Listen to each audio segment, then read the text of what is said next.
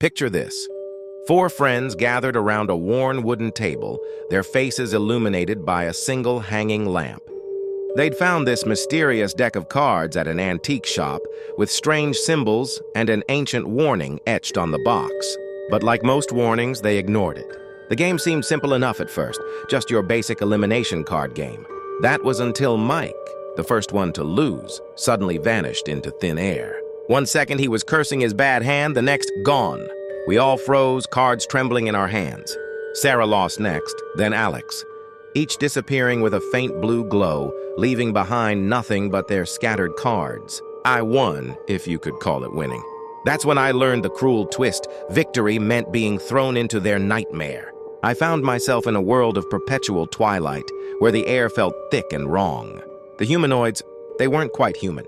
Too tall, too angular, moving like broken puppets. I could hear my friends' screams echoing from different directions. The rules became clear. I had to find them all before the creatures did. Through crumbling urban ruins and mist-filled forests, I searched.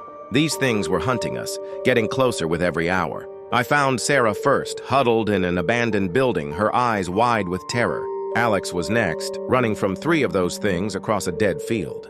Mike had climbed a rusty water tower, surrounded but alive. Time worked differently here. What felt like days might have been minutes in our world. The creatures kept coming, wave after wave.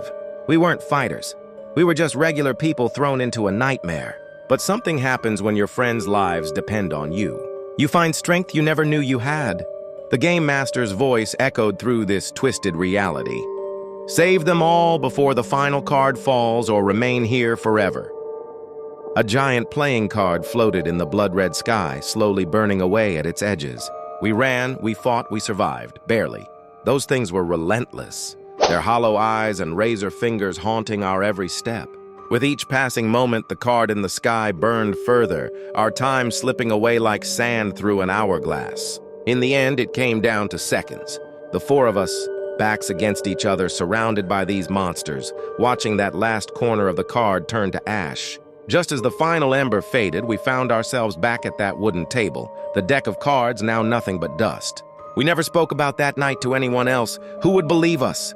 But sometimes, when I see people playing cards, I remember those creatures, that twisted reality, and how close we came to being trapped there forever. And I wonder how many others found that deck, played that game, and weren't so lucky.